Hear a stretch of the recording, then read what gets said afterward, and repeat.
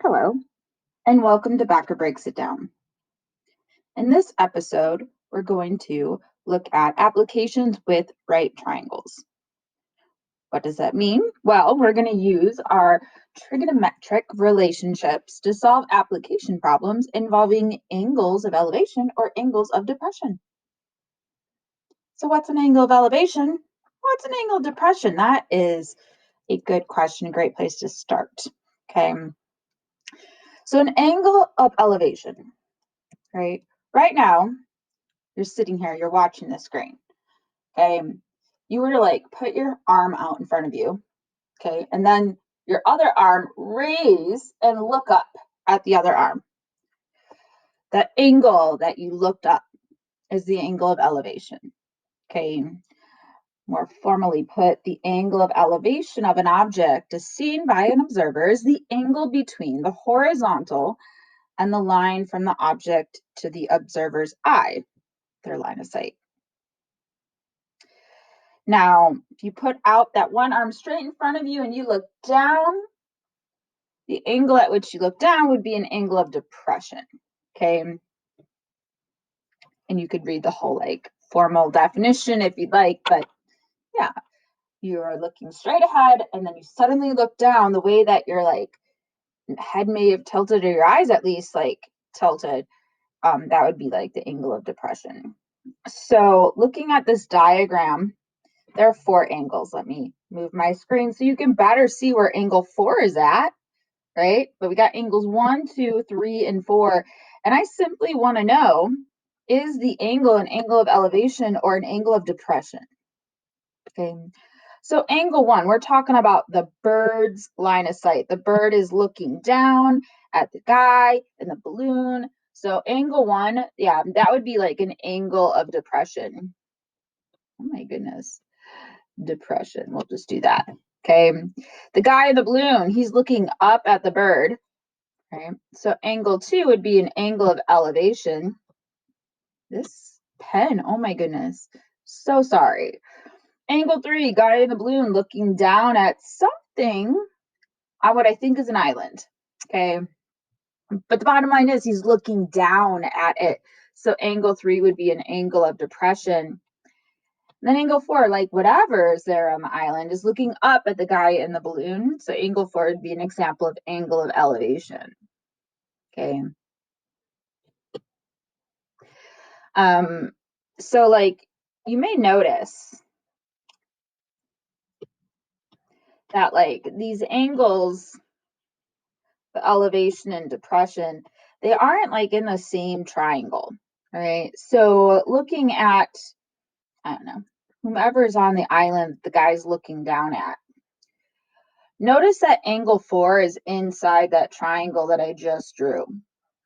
Angle 3 isn't. If I draw that man's horizontal line of sight, we see that angle 3 is located outside of that triangle that I've drawn. Okay. But do you know what's really special about angles 3 and 4? Angles of elevation and angles of depression, so angles 3 and 4, are congruent to each other. And the reason for that is, remember we studied parallel lines?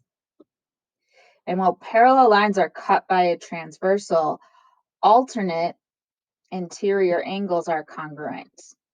Angle 3 and angle 4, those are alternate interior angles. So it's kind of good to know this because then when you go and you draw a triangle for a word problem, and if they mention something about the angle of depression, and you're like, well, here's my angle of depression. Well, then you can also be like, well, this angle down here has the same measure. So that's helpful to know that they're congruent. All right, so let's take a look at two examples. An airplane pilot sights a life raft at a 26-degree angle of depression. So maybe this is my airplane. Give it a little tail. What? That could totally be an airplane. Okay. And he's spotted somebody in a life raft. Yeah, that's a really bad life raft, but who cares, right? at a 26-degree angle of depression. So if I like draw in a right triangle, okay, we're saying that the airplane pilot, his angle of depression down to the guy in the life raft is 26 degrees. The airplane's altitude is 3 kilometers. Altitude is just another word for height. So like the vertical distance is 3 kilometers. What is the life raft's horizontal distance from the airplane? Okay, so we're talking about like, what is this? So realize that angle of depression currently isn't inside of our triangle, and that's totally okay, so long as you realize that it is congruent to this angle right here. So this angle right here would also be 26 degrees. Oh my goodness, I'm having a great day with this pen of mine. I'm so sorry. Okay. So let's take a look, because when we're doing these trig problems, we have to think, what do we know? What do we want to know? And then how can I find it? So like, this is my angle of reference, and I know the side opposite the angle, right? So that means cosine's out, can't use that. I want to know the side adjacent to the angle. So that means, nope, not sine. So I'm using tangent because tangent relates the opposite and the adjacent sides. So I can write a tangent ratio, tangent of 26 degrees is equal to the opposite over the adjacent. And then of course I have to use some algebra in order to solve this for x. So that would involve 2 steps. Like I'd have to multiply both sides by x, right? So then I'd have x tangent of 26 equals 3. And then I'd have to go and divide both sides by tangent of 26. And that's like what I want to like calculate. So I'm going to use my calculator, make sure you're in degree mode. And that's what you're going to calculate. So you're going to type in 3 divided by tangent of 26. So I did that, and I got that x was approximately 6.2 kilometers. All right. So it's really like what we've been doing. We've been finding missing sides in these right triangles using trigonometry. You might have to draw ourselves a diagram first, but that's not that bad, right? So let's just try one more. A sledding run is 300 yards long with a vertical drop of 27.6 yards. All right. So I don't know if you've ever been down a sledding hill. Okay. But like, here is a view of our sledding hill.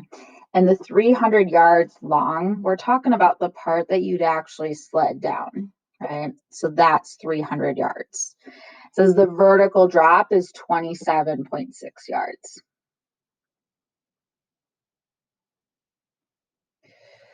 Find the angle of depression to the nearest 10th of a degree of the run. All right, so they are talking about this angle right out here. Okay, remember that that angle is congruent to this angle here inside of our triangle because alternate interior angles are congruent. So I can call that angle x. Now I need to figure out which trig function to use. So I have to be like, what do I know? What do I need to know? How can I find it? I know the side directly opposite x. Oh my goodness, what is going on? And I also know the hypotenuse.